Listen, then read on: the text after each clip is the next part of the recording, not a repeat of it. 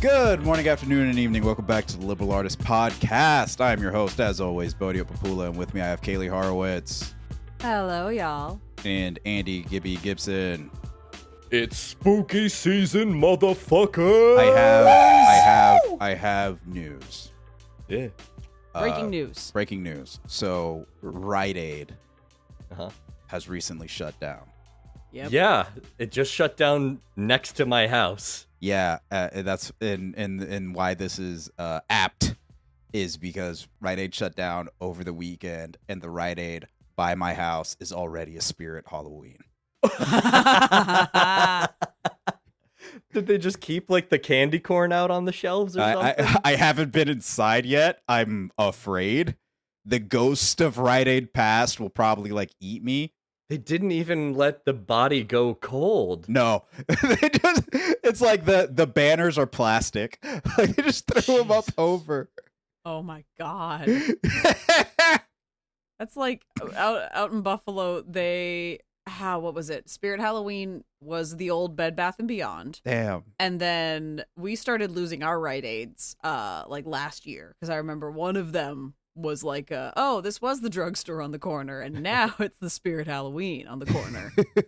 I don't know where it's popped up this year. I don't know which corpse of a corporate building it's decided to inhabit this time around, but boy, oh boy, am I excited to find out. The corporate undead. Does that make it a corpse writ building in that case? Boo.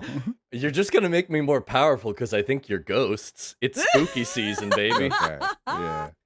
I got some beef with Spirit Halloween, if I'm allowed to vent some of that real quick. Most people have candy in Spirit Halloween. There's jerky at the checkout line. It's dry aged, let me tell you that. It's good forever. What's your Spirit Beef-a-ween? Not the beef-a-ween. I went to the Renaissance Fair 2 weekends ago. Had a great time, but I needed one last minute adjustment. I needed to get a long silver wig so I could be the Witcher to go along with all my other Ren Faire garb. Geralt of Rivia. The very man himself. I was going to pop in there, get a little makeup, get a little silver wig going on. Walk out Henry Cavill. Yep. I would instantly be 50 pounds of muscle heavier. It's just the magic of how it works. Yeah. Hollywood. I tried to go in on September 28th, Okay. and it was not open. How's that beef? That's your fault. No, it's not my fault. They have the audacity to put up the signs over the corpse of the Joanne's fabric where it once stood, and it's not going to be open. Not the Joannes. 2 days before spooky season. In my hour of need, I called them. And so they can tell you to buy it online first. So you called them? In my hour of need, I called them, and they abandoned me. You had to wait. It wasn't their time yet. The ritual hadn't been completed. Exactly. The planets hadn't aligned. The supermoon wasn't ready yet.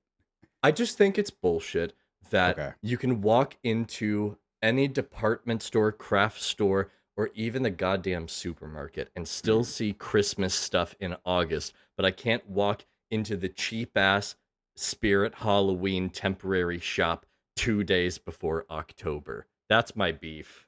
It's so that you actually remember why this 1 month is special. Real. Because we stretch the time out over too many weeks for it to actually mean anything. You know? The holiday shopping season has already started. I'm getting Christmas ads on my YouTube feed right now. And Spirit Halloween is like, you will respect the time. Absolutely. You get 31 days of spooky.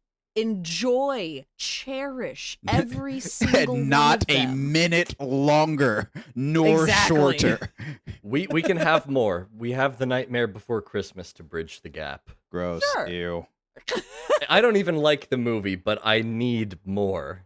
I have beef with Spirit Halloween in a different capacity, and that is, which one of you fucking interns got it into their head that they should just sell fursuit heads?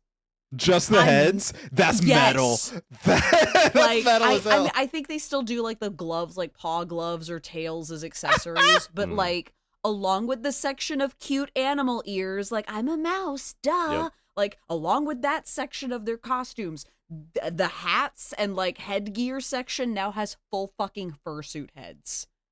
Nothing is sacred anymore. My mental is the undead overlords who run Spirit Halloweens and decides which corpses they spawn on every year are like, we have taken the hands and heads of your lycanthropes.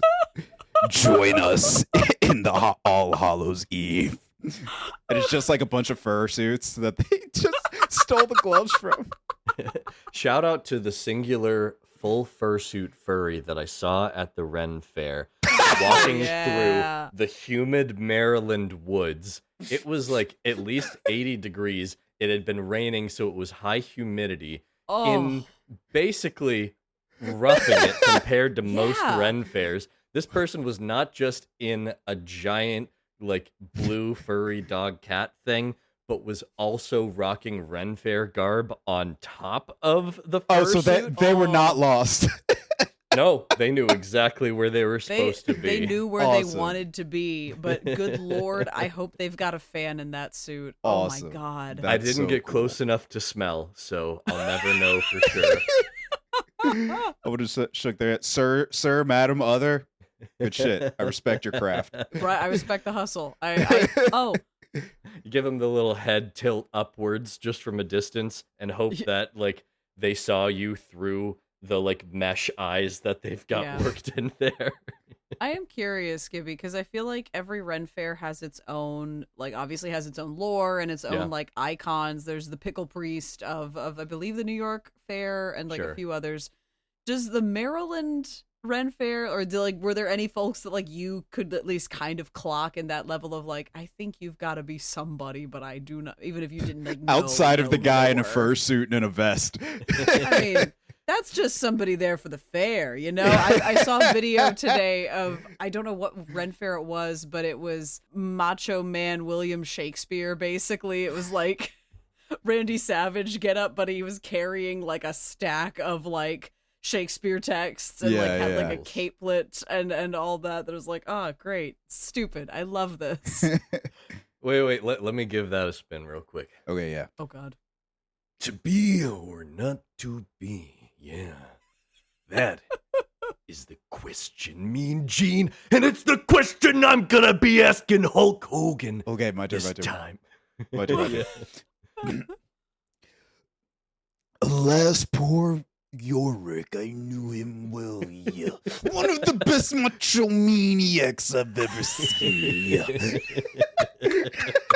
I think I bumped my mic in the middle of that. I'm sorry. Kaylie, as a clarifying question, are you asking, are there particular mascots of the Maryland Ren Fair, or are there like notable people that I noticed? Like, are you asking Either if I saw Lamar Jackson in like frills or something? Yeah, no, you know, if Lamar Jackson is either an iconic mythical figure of your Ren Fair, that's insane. But no, you know, exactly, like either things that were just like, oh, that's so and so, or just a like, I have no idea what I witnessed, but my God, they were incredible. My friends all dressed in various cosplay. One was Yennefer. One was like on land Ariel from Little Mermaid. Oh, sure. And then the one that got the most recognition of all surprised me. She was Ella Enchanted.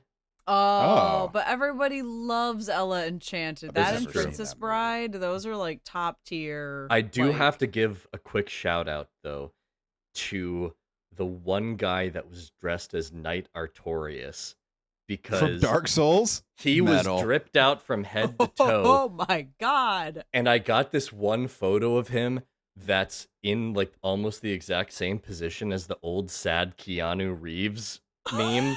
Yeah. As soon as I saw him like staring wistfully into the distance, I heard like the sad Berserk song playing in the background. With the lady like, oh yeah, just like, oh, or however sad it berserk noises. That's good radio right there.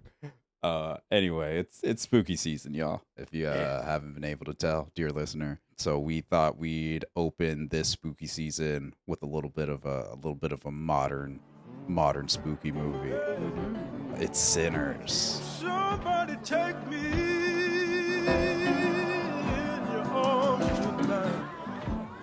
All right. Somebody take me in your arms tonight. But Sinners came out this April. Yes. Weird that they didn't wait until now. Nah. Just get it out there. Give the people what they Ryan want. Coogler's allowed to do what he wants. He's earned it. At this God point. damn it, he has. Time over and time over again. We watched Sinners for the pod. We're going to talk about it real quick. Opening thoughts. It's so good. Why haven't you watched this movie yet? God. We're busy adults and we had some shit to take care of. And Yeah. repeatedly, I kept hearing from people at work, from friends, every which way. They were just like, Sinners is awesome, man. You got to go watch it. It's Southern Gothic vampires and the blues. And I was like, yes, that's made for me. I get it. Like, the algorithm has blessed me on this day, but like, give me some time. So I waited until the last possible minute, like watching all the way through the credits and then popping on Discord to be able to talk to y'all about it. And all in all, I very much enjoyed myself. Mm-hmm. And I have many, many thoughts. I have mixed feelings. Oh. Interesting. Let's start from the top, right? Plot.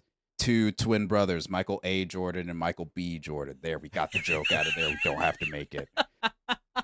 Michael B. Jordan plays two twins who have come back to Mississippi after going through war and being gangsters. They come back to their old hometown to open up a juke, open up a little dance spot for all the sharecroppers and the black folks in town. They get their spot opening night. Guess what? Some vampires knock on the door and they're like, "Let us in." And things progress as you would expect. I really I was into the opening of this movie, man. Right? I think I'll say this a lot because I have said it a lot about some of the other modern movies that we've reviewed on the pod. You know, stuff like Everything Everywhere All at Once and Poor Things. I put this movie in the same category as those two, where I'm like, man, you're doing a lot of things at the same time, and I'd really appreciate it if you focused on one. You know, I do know what you're talking about because while I very much enjoyed it, I'd give it like a solid 4 out of 5 and everything. I think what keeps me from going full 5 out of 5 is that in a similar vein to some of those, there is a level of self-indulgence in this movie that I think kind of makes it all not collapse, but like buckle under the weight of everything that it's trying to do. Yeah. Like I think the most obvious thing that it does is for some reason we keep swapping from like full screen to like a different aspect ratio. Like it keeps going like, all right, here's your cinematic black bars at the top and bottom. Like after the, animated opening, I thought like, hey, all right, that's the end of it. That was just for fun. And we go to a great big full screen shot of our main character, Sammy, as he's driving back into his father's church. And then as soon as that scene's over, pretty much we're back to cinematic black bars. And I'm like, okay. And we do that like 10 or 15 times across the whole movie when it's like, all right, we're going from cutscene to action scene. Press X to play. I feel like this is watching this movie. This must be how pretentious motherfuckers feel watching Christopher Nolan movies, because there were so many like little bits and pieces that I'm like, okay, if you're just watching this, it's whatever. But if you have an idea of how movies are made, you do the DiCaprio snap. Wait, look at how did they do that, right? One is what you were talking about, the aspect ratio changing over and over again. And then any moment when they had the two Michael B. Jordans, the Smokestack twins, Smoke and Stack, the scene of them passing the cigarette between the two of them, right? Yeah. It's just like, How did you do that? What in what world? That is the technically like most difficult shot in the whole movie is the two of them leaning against the car, waiting for the fucking landlord to show up to finish the sale of this property, and they are just having a smoke. And that is the shot that I kept hearing over and over. It's like, that's the hardest one. Not all the vampire CGI fights, not all of the like this one, because not only are they in the same, is he in the same shot with himself, but we're also, there is smoke, there is like particle effects that have and the to camera's be mapped, moving, and the camera's moving. So again, it's only a few seconds, and if you're just watching the movie, it's like, oh neat, they put him in there twice. But again, if you have any clue of how hard that is, you're like, how the fuck did they make that work? Yeah. Like, I will say, like, on the aspect ratio thing, because again, this is stuff that I saw this when this came out in theaters, and so I've been like absorbing peripheral knowledge all summer basically for this movie. The aspect ratio switch is deliberately meant to be narrative tool, in that level of like, we're doing the big cinematic stuff, but then here's the intimate focus. Here are the pieces that like you don't feel the same thing when it's shot on that different ratio. Yeah. And so, and this is also Ryan Coogler wanting to like, again, keep pushing for just like, but how extra can we get? Yeah. I kind of agree with you in that sort of Christopher Nolan flair of like, Jesus Christ, you didn't have to. Yeah. Like you really did. But I think to that point though, it's the like, there's a lot of material in here that feels very epic and massive in scale and weight, but then there's so much small nuance and little moments that really make or break some of the scenes or the relationships that these characters have, and we watch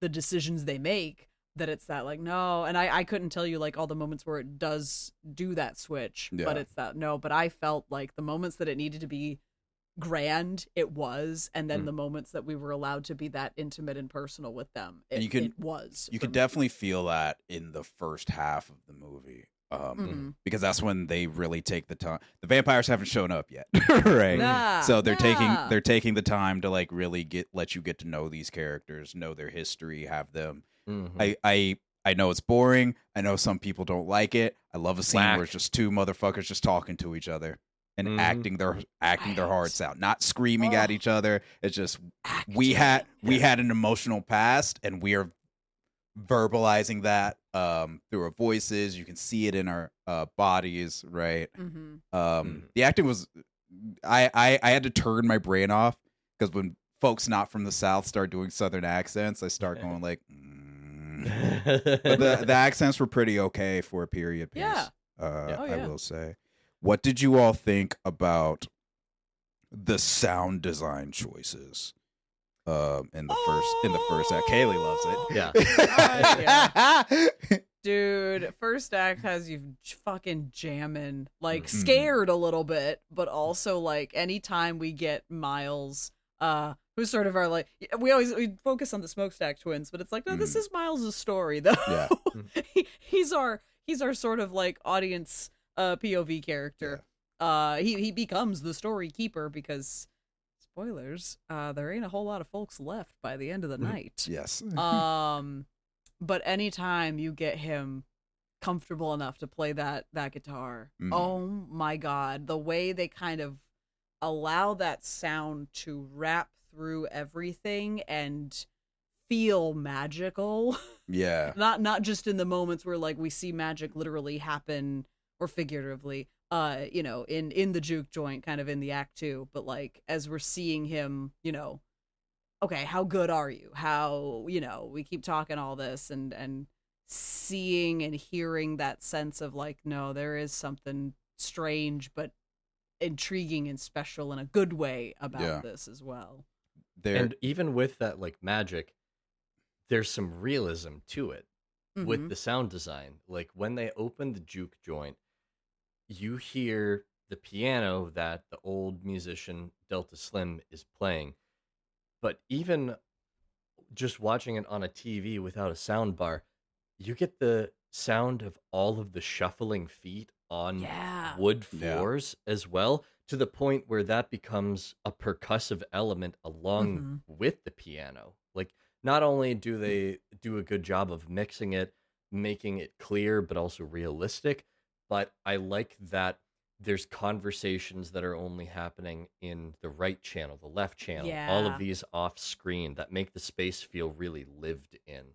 That's something I really appreciated. You're about at the party too. that. Mm-hmm. Yeah, there were some interesting musical cues. I don't know if y'all caught these, where when someone was speaking about their past, you could hear the actions of the past happening. Yeah. I think I found it while I was watching the movie a little distracting, but Maybe. I appreciated the effort. Right, I'm like the artistry of what you're doing. I've definitely appreciate. How did y'all feel about like situations like that?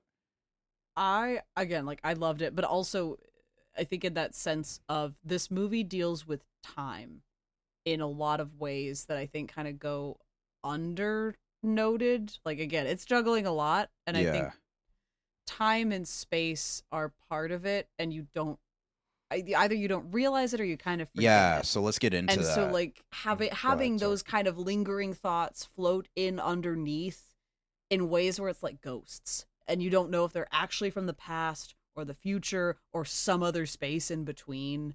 But getting to reveal pieces of these characters that they aren't necessarily revealing to the people, diegetically who they're having a conversation with, but we're getting that omniscient context, which is really exciting. Yeah. So for the audience, if you haven't seen this movie, again, listen to Kaylie, go watch it. It's pretty rad.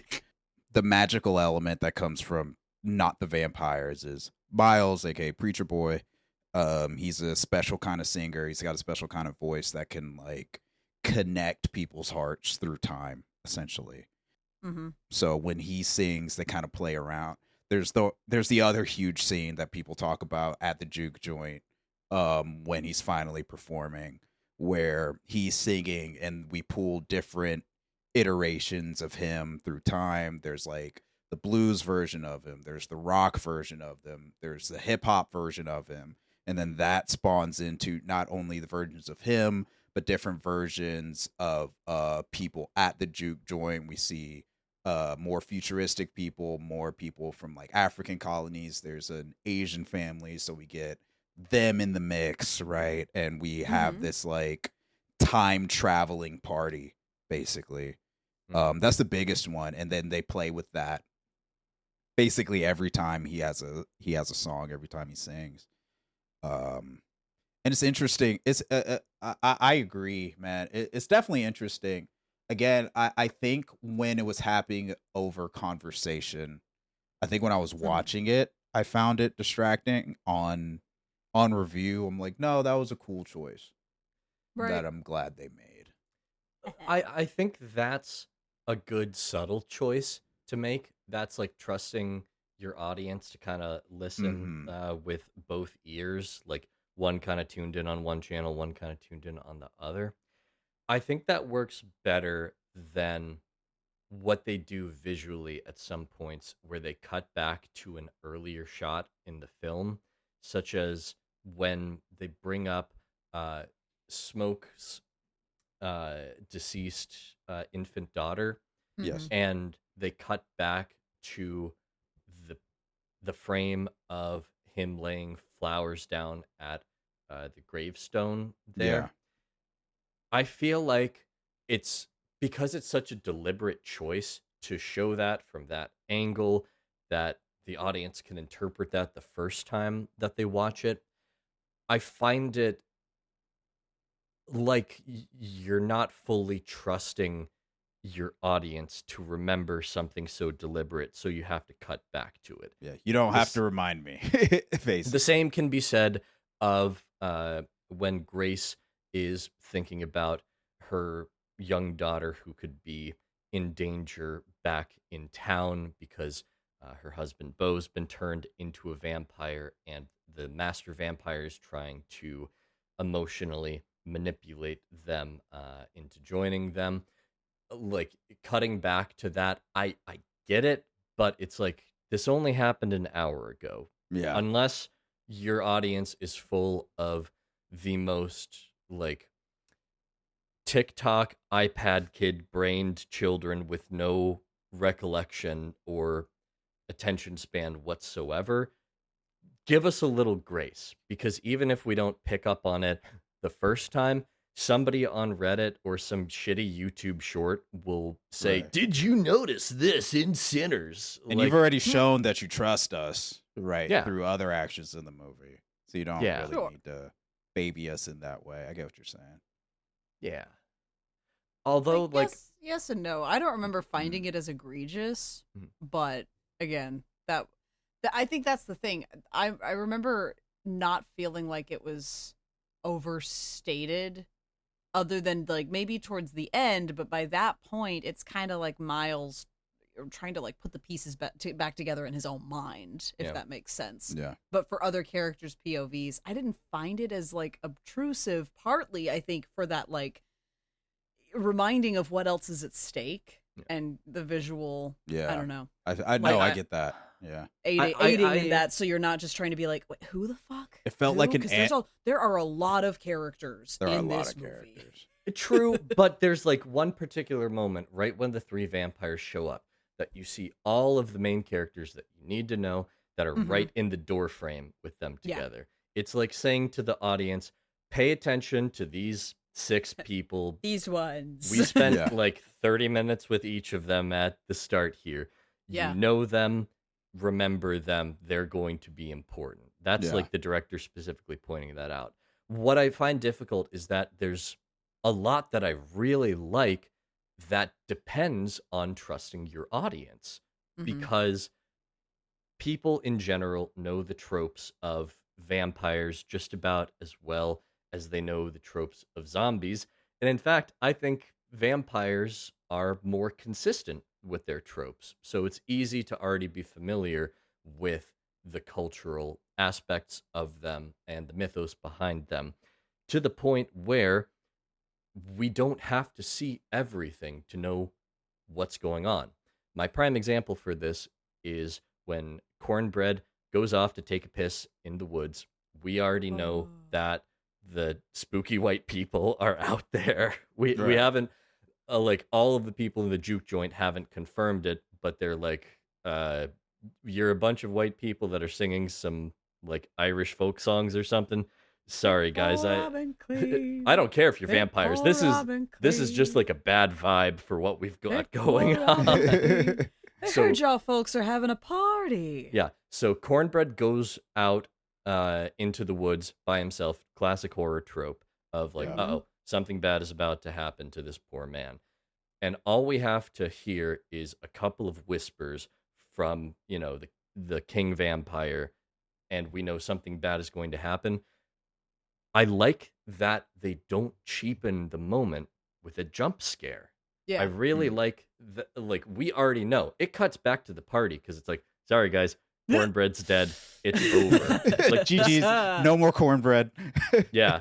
Oh. The same can be said of like earlier when the vampire, I'll call him Remick, Yeah. but he is like His the central, name is Remick. like the central hive mind vampire Yeah. who's Yeah. controlling all this, the puppet master here. We don't have to have a crazy jump scare after he claims his first victim because we already know exactly what's going to happen as a result.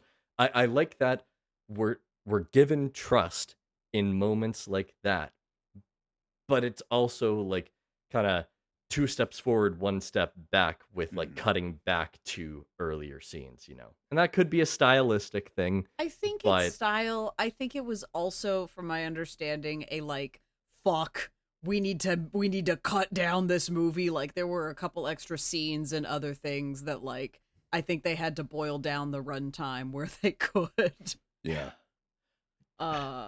And just quickly do a like, okay, we don't have time to tell, so just show quickly. Now I don't go know. back.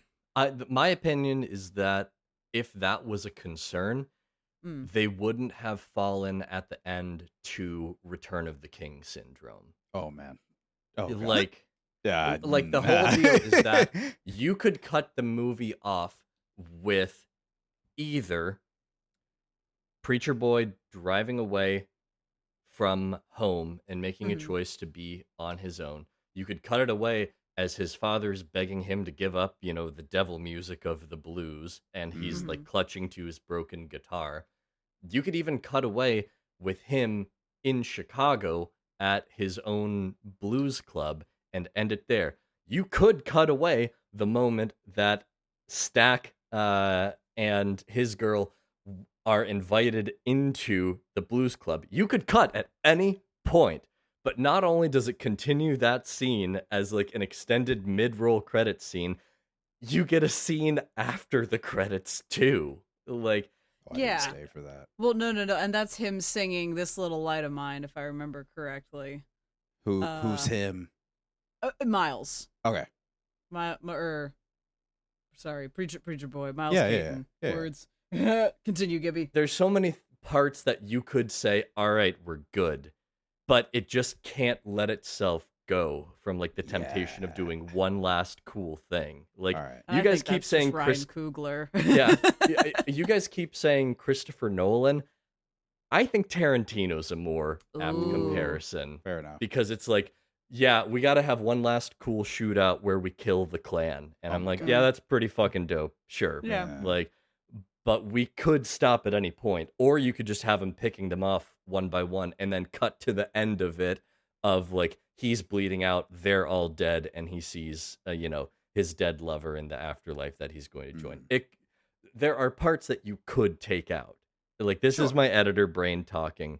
And if runtime was a concern, the movie would be 20 minutes shorter than it is right now. No, and that's, I think, a fair artistic point to call out at the same time. Is like, you could if you wanted to. This is why I don't like reviewing newer movies. There's no tea. We can't. There's no history. There's no tea. We can't go in and be like, well, this is what they were actually doing. We could talk about all the fun symbolism though in this movie. We could. All right. Yeah. Let's talk about fucking vampires. We've been skirting around it for long enough. There's the surface level. Oh, yeah, it's like a monster of the week. It's a vampire movie gone wrong. It's also political and social commentary, motherfuckers. Shit. Got it. Got the ass. It was woke the whole time. Yeah! How can this movie be political? It's about the South in the 1930s, with black people and with Irish people. What could possibly be made of that? Listener, this isn't a visual medium, but if you could see the strain in my smile right now. I feel like, oh man, here I go on my bullshit. Get on the soapbox. Get on the box. I appreciate the notion of the story they're trying to tell, the meta story they're trying to tell, right? Okay, so the number one question that you always see on the internet for this, because people are stupid and they don't know shit, is like, oh, why are the vampires Irish? It's like because the Irish were minorities until like the 1930s, and then they decided they also hated black people. That's why. Yeah, right. Because they all became cops in Boston and Chicago. Yeah. So there's kind of like a betrayal, an unspoken, very much so spoken betrayal between people of African American descent and people of Irish American descent. There's kind of a trope where, unfortunately, I've been through this. I've had this conversation a couple of times where somebody who's Irish will come up to you as a black person and be like, you know what, I'm Irish, and we're the same because Irish people used to be a minority too. They used to hate us too. And I'm like, great. So the worst thing that ever happened to your people was being comparable to mine. Great. I love that for you. Great. Yep. Love that for you, Bestie. We're the same. We're the same. We're totally the same. fun. I can sing Drake songs, right? No. I don't want to hear that in that accent anyway, to be perfectly honest with you. I let Black TikTok tell me if I was even invited to the cookout, and even still, I'm scared to roll up, so I will just bring the silverware and plates and extra cups. Kaylie, get in the hatchback. We're going to the cookout together. I got you. I just know I'm not allowed to like cook anything until I've at least proven myself exactly. reliable. You start with sweets. Yes. And then you can get into the more complicated things, right? Just bring some cookies. We'll see how you go. I can only get my invite if I relearn how to play spades again. I've forgotten. You gotta learn how to play spades, tunk, or any real line dance. We will take the Cupid shuffle. We will accept the Cupid shuffle. That's good to know. If I can only remember how to do the Cupid shuffle from like elementary school. If there was only a way for me to know what to do during the Cupid shuffle. Damn it! I think there's one particular moment that I really want to talk about that I found super interesting, talking about exactly what you were just talking about, Bo. Yeah. With that kind of false or unearned solidarity between like Black Americans and Irish Americans. At one point in the movie, you essentially have our main character and the big bad evil guy like talking, and the vampire has Preacher Boy wrapped up in his claws, about to turn him. Fucking monologuing. Yeah. Well, Preacher Boy starts you sly like dog. You got me monologuing. He starts up the Lord's Prayer, and King Vampire joins him in it.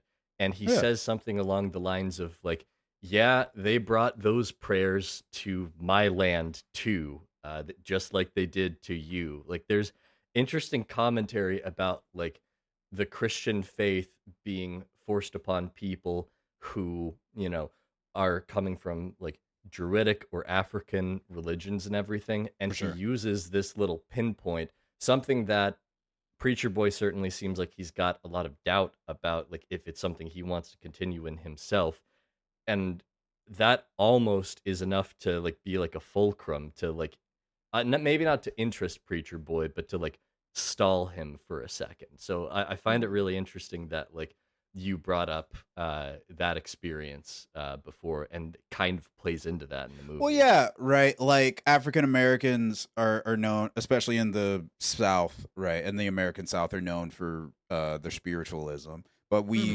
that spiritualism, the Christianity was forced on us, right?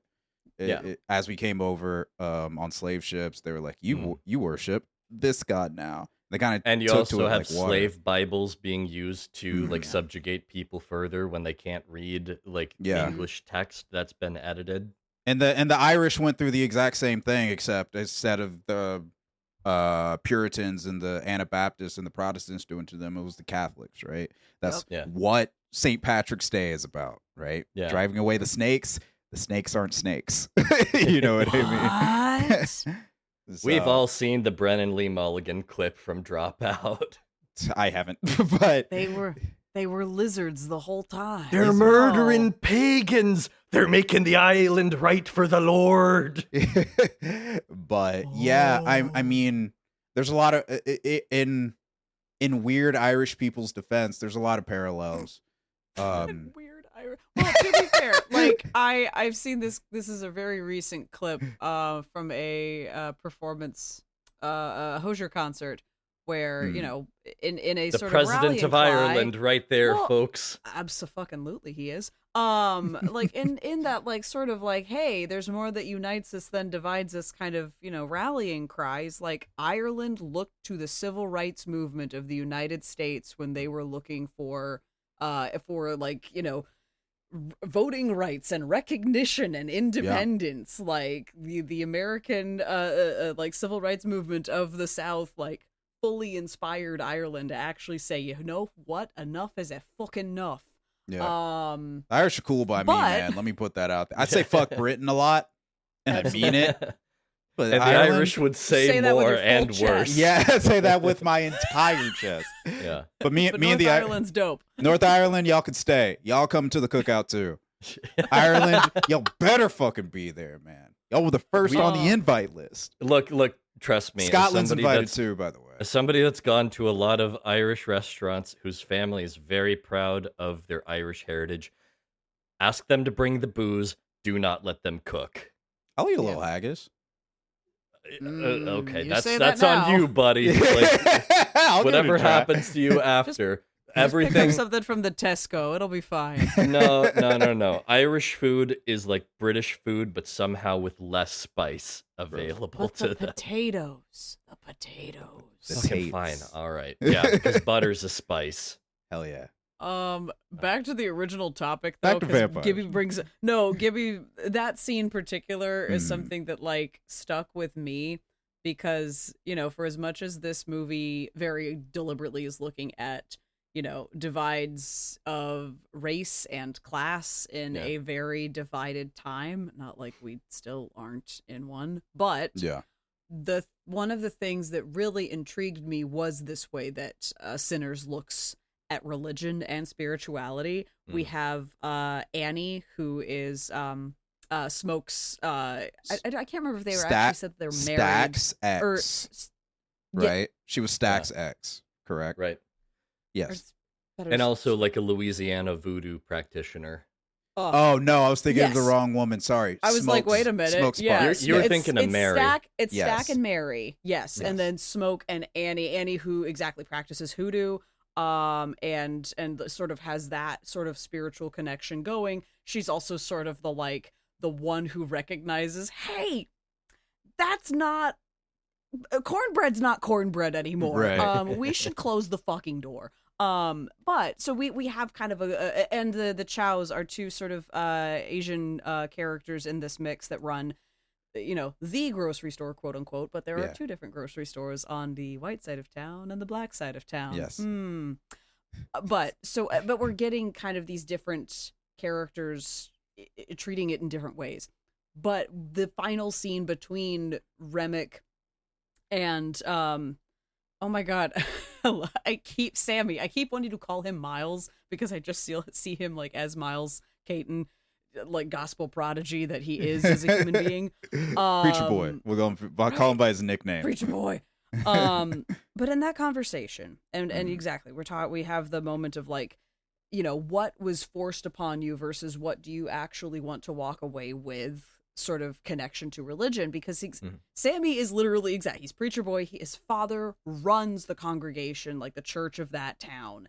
That means something. His father had been wanting him to use his interest in music. He tried to dissuade it and wanted him to at least use it in worship and use it as a means of, you know, community in the church. And of course, Sammy is much more intrigued by the blues. Yeah. There's kind of a question that I have, you know, I need to look at the script again. There's a strange implication of like, is Remick just the lead vampire, or is he also kind of like the devil in this instance? We're not entirely sure. We get very hellish imagery by the end of it. He's that definitely has me... a parallel of, right. You know, a devil went down to Georgia style devil. Yeah.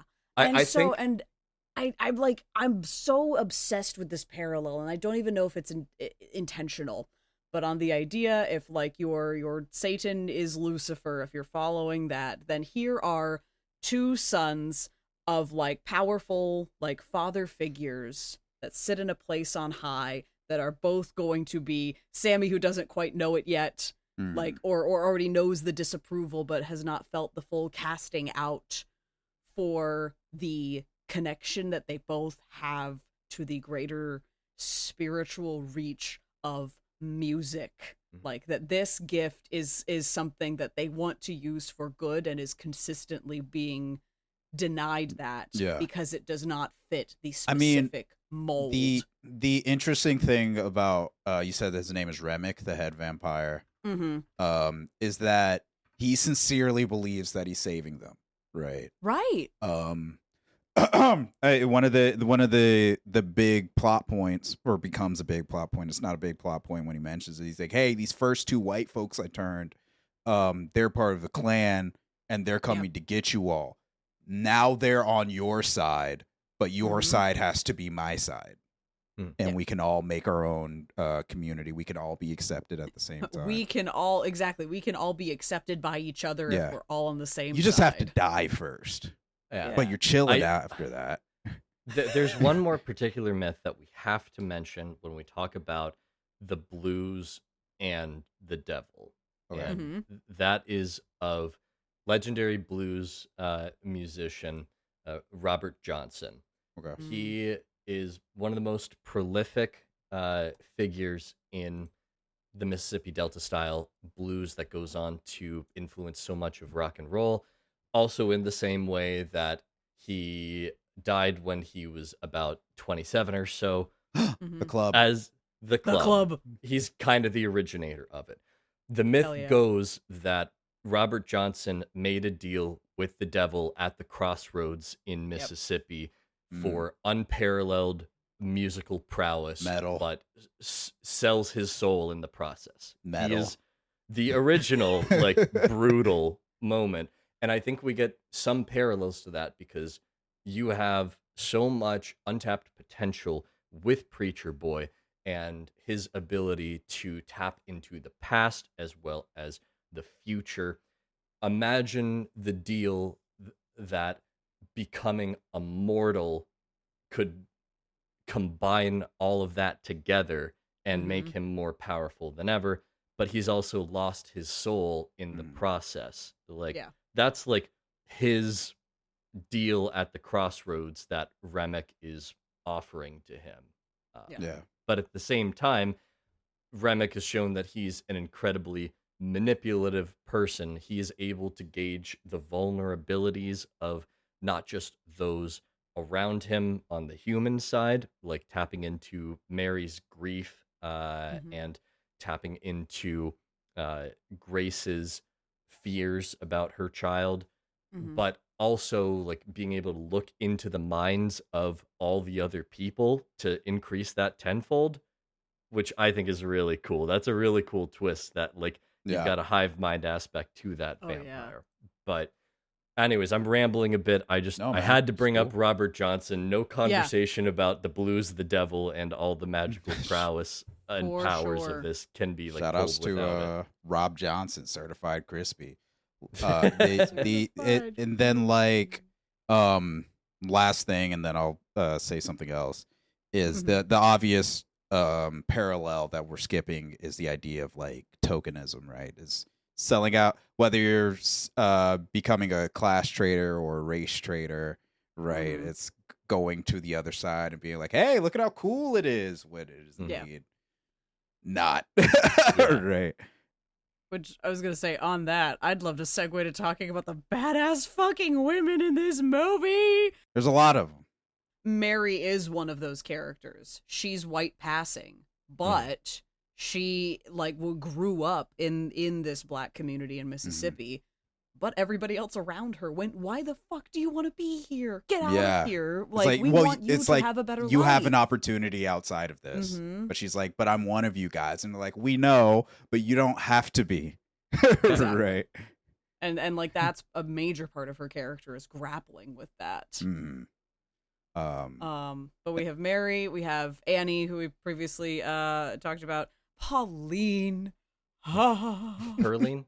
Or Pearline, excuse me. Pearline. I keep like, I don't know why I go to Pauline, but Pearline, I think because it's more of an uncommon name and I'd like realize I'm like, oh, yeah. Anyway. Actually, I love this. But, and then Grace, Grace Chow as well. Me and Grace have there. beef. Joan counts, but yeah. Now Grace is right in that like if you just fuck around all night, like it's just they're gonna keep picking you off one by one. All right, here's where I get grumpy. I think this is a movie of two halves. Yeah. Okay. And I lose interest in this movie at about the hour and a half mark. I could see it. The second it becomes, and now it's a vampire story. First, I don't think this is a horror movie.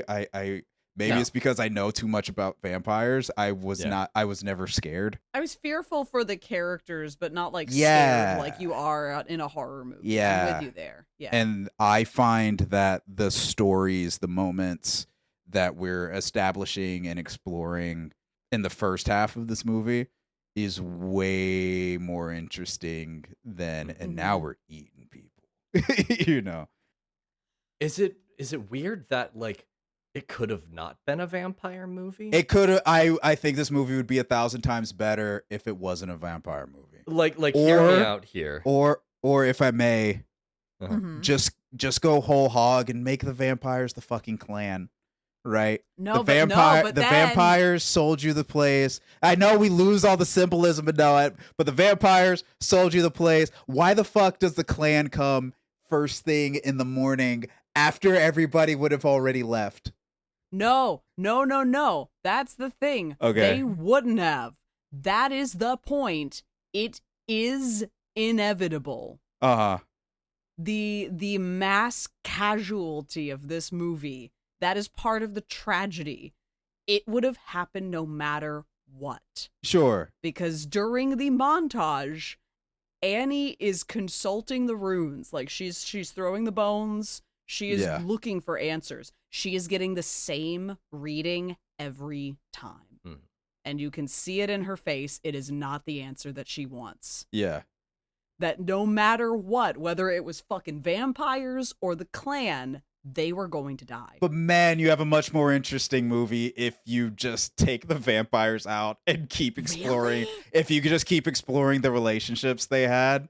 I mean, I'm with you in that sense, but like, in a weird way, I'm kind of in the middle because I feel that yes, the relationship dynamics of like Smoke and Stack are so convinced that they have everything under control, that everything is going to go to plan, and only midway through the night did the two of them convene and look at the books and say, fuck, this really isn't going to work. It's not. After all. Yeah, we're deep in the red. I feel like based on what everybody is going through, the fact that like everybody has their own desires, temptations, fears, worries, and everything. I know it's not good to look at a movie and say, but what if it was this instead? Because that's some Elseworlds shit. Sure. But when you're making a movie with the blues being such a big undercurrent, I feel that instead of vampires, if you made just Remick, just himself, the devil. Just straight up. And he offers each of them a deal or says like only one of you can get like what you want out of this. I think you can still keep the clan aspect of it and everything. Yeah. Because hey, fuck it. Love seeing the clan get shredded. Right. But I feel like just based on all the theming and everything, despite the fact that it is dripping in Southern Gothic flair, and blood, the devil should be the villain, not like I just finished Salem's Lot for the first time around. It shouldn't be Count Orlok. It shouldn't be like one master vampire. It should just be a slightly scary but also charming man in a suit who's got something in his briefcase that will meet your heart's desire. I think this movie really trips up at the end. I don't like it. I think the ending is bad. I'll just straight up say it. I'll stop pussyfooting around it. It's self-indulgent. Not even that. Just the logic. Yeah. Obviously, the self-indulgence of it is hilarious, but just the logic of it, right? So we've danced around it because we really like the aspects of the scene, but the ending is the vampire has Preacher Boy by the neck. He starts monologuing, and then Smoke, who 2 minutes ago was fighting his vampirized brother, runs out of the barn, past 50 vampires, into a pond, and stabs the vampire in the back, distracting him long enough for the vampires, whose main weakness is the sun, not to realize, hey, it's sunrise, isn't it? Yeah. And they all explode at the same time. Were I a vampire, I would be horribly cognizant of what time it is, and that's where I start spiraling, because I'm like, okay, you just had to. Our biggest thing is that a lot of these people are really capable, and like we're saying, they recognize immediately Those are vampires. This is what we do. These are their weaknesses. Don't invite them in, right? So then I start spiraling.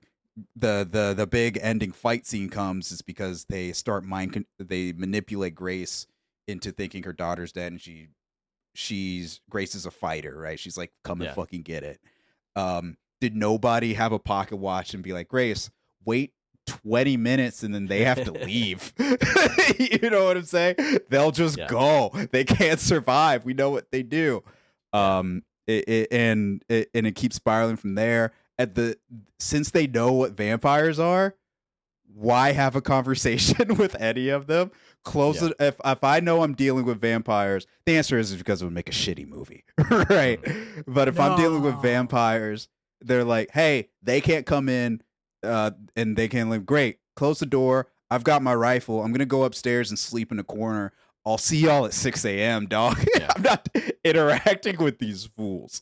Right. Yeah. No. And I mean, like the potentials, I don't have an answer to that because it makes a shit movie if they do like all the right things, you know. To the point though of the all the vampires explode moment when the sun comes up, it's very subtly, I think, emphasizes that point of like the way in which, if there is to be a solution to oppression, classism, systems of power deliberately built on the backs of minoritizing and stigmatizing those who are othered, is to blow them up. Like, no. Is that even in Remic's idea of, but if we all become on the same side, we'll be fine. We will make our own utopia.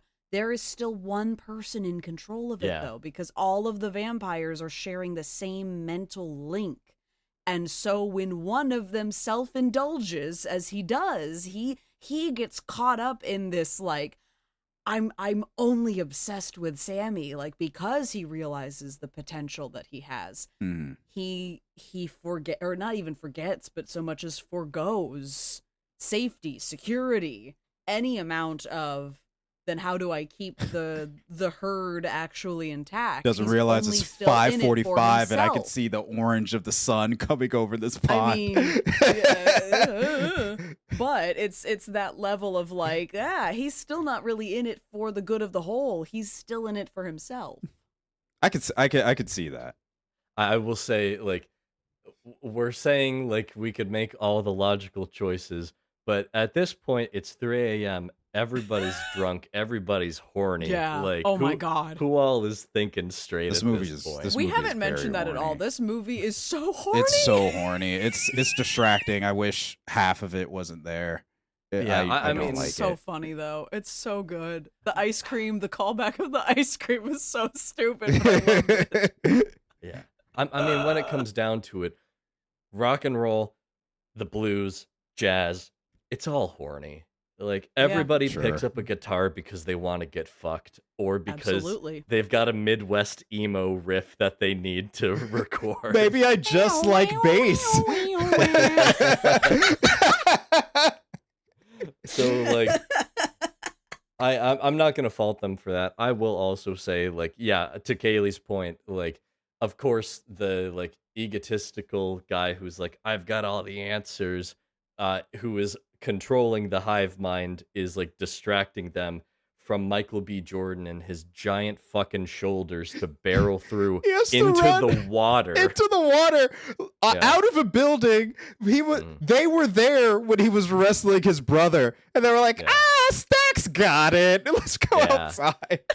Precisely. Also, like, very convenient that like somehow Stax and Mary are not part of the hive mind to the point where they can escape kills into him. immortality. Smoke kills Stack, and they're not like, oh wait, Well, and I think that's again part of the question. That's like it's more that subtle storytelling, and I need to go back and watch it. I think, but there's a recognition that they at least have with each other. Like, Mary is sort of like, she's already part of the group. That I think she's the first to turn. Yeah, well, and there's an interesting question of like, does Stack, with the ringleader no longer in control, is that are they still on a shared, like, is it exactly two bodies sharing one mind, or is the link like one is way? there hope? Yeah. Or like is it allowed to change depending on who is or isn't actually in control? They all it kind pop of goes at unanswered. Yeah, they all pop but- at the same time, so Yeah. we don't get an answer. But the brothers, at least, like, Smoke and Stack still see each other through that, and like that connection becomes like a very crucial sort of like Mm-hmm. like twins in folklore, which again I don't even know half of, but I think it's referenced in the movie, like in African folklore, like twins are a very significant, like, mythological kind of idea, and especially in this the point that's made, I don't remember which one it was. There's but a lot of, it was Stack, if I may, Stack was like almost stillborn, or like wasn't born breathing, or no, he was stuck. That's what it was. Yeah. It was one stuck coming in, and so the other is stuck going out. There's a big undercurrent that they don't get into because there's vampires to deal with. There's a big undercurrent of legacy and who you came from and who came before that they talk about. Like, the reason Smoke and Stack leave the South in the first place is because they try to go to a Negro-run city, but the guy running that city is like, I know who your daddy is. Get out, because you're evil too. And when they're trying to warn preacher boys, like, hey, man, either get out of here, be better. He's like, I'm like you guys, though. We're cousins. And they're like, you're not like us. You're better than we are. And you can be better. The same conversations that they're trying to have with, I apologize, Mary is her name? Mm-hmm. Yeah. The same conversations. Haley like, Steinfeld. Yeah. The same conversations. You kind of see their parallel where it's like, you can be better than us. We're stuck here, but you don't have to be. And he doesn't. He gets a jazz club in the 90s. Still rocking as an old man. Which, like, if you're gonna hire anybody to play like old preacher boy, the fact that you get Buddy Guy, that's serious credibility. I've seen that man shred in real life. That fucking hell yeah, dude. That's so cool. Final thoughts. Honorable mention to part of our we get to know every character in the town scene. But it's the moment where fucking Stack shoots this guy in the leg because he's fucking around with the truck. Like, he's just like, shot me in the leg. Like, it's one of these, like, don't steal. Who put this in the script? It's so dumb. You don't get to brag about stealing from my truck without a limp. It's like, bam, you shot me in the ass. Or yeah, it's the ass. They shot him right in the ass. Something bit me. Then you see him in the background while you're visiting like Bo and them, and you see him Grace, like, somebody help. Like, it's so dumb.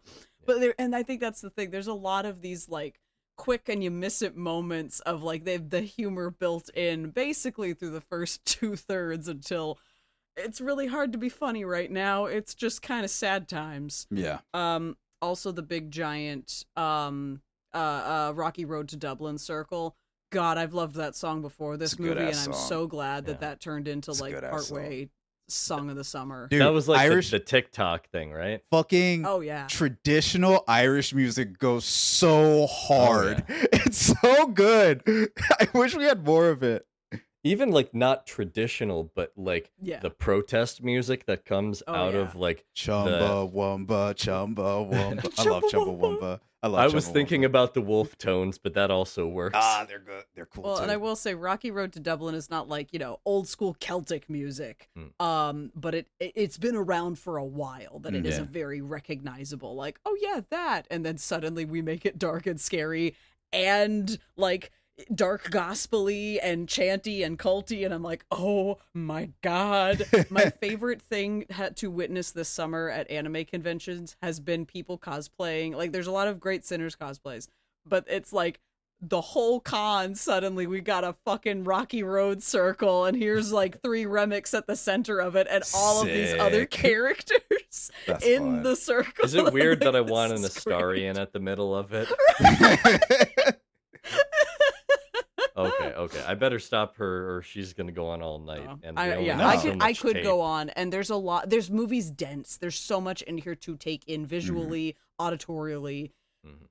I've loved it. I love every second of this movie. I need it to win all the awards, please. Thank you. Gibby. You've heard my opinions, so I'll just bring up two quick things that I think are neat with the setting.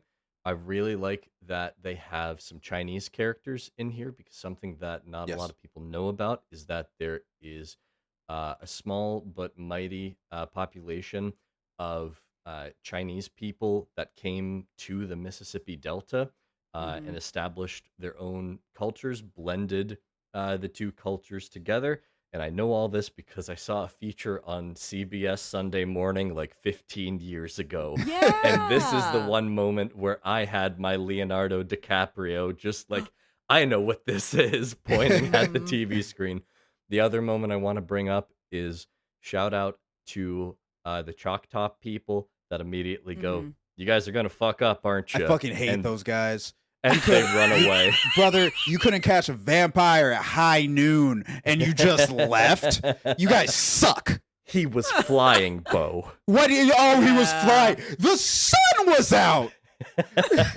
Maybe it was cloudy briefly. He was only a little singed. It's literally his lose condition for 12 hours. And you couldn't It was really tall grass around there. I guess so. Couldn't catch the goddamn Pokemon. His catch rate was too low. Whatever. Those guys suck. Love that they were in the movie, though.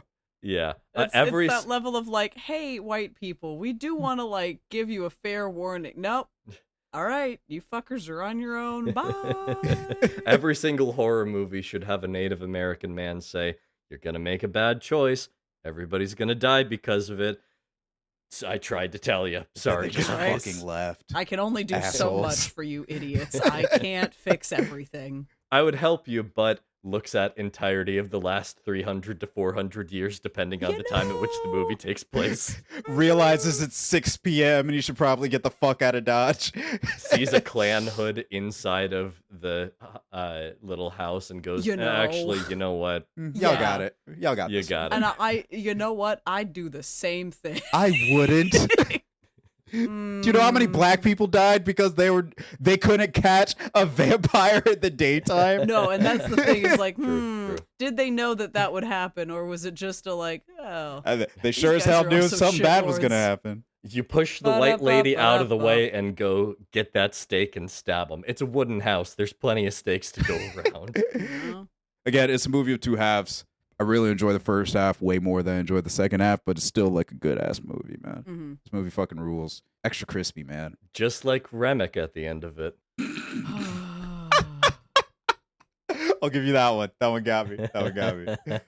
Good enough. And that's this episode of the Liberal Arts Podcast. Thank you so much for joining us. Follow us on our socials. We TikTok coming soon, but we're already on Apple Music, Instagram, Spotify, YouTube, wherever you're listening to this right now. Please like, comment, subscribe. Call to action, call to action, call to action.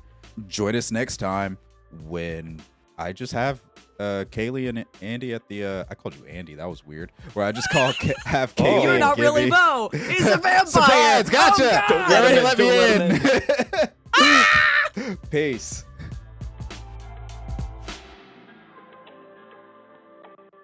The Liberal Artists Podcast premieres every other Thursday on your favorite podcasting platform. The show is hosted by Bodio, Kaylie Horowitz, and Andy Gibson. You can find the show at Liberal Artists Pod on Instagram and Twitter. Thanks to White Hot for performing the theme song Reflect, which can be found on freebeats.io. Now, I'm off to go exploring, and maybe, just maybe, I'll find a sheep that I can call my own. Good day.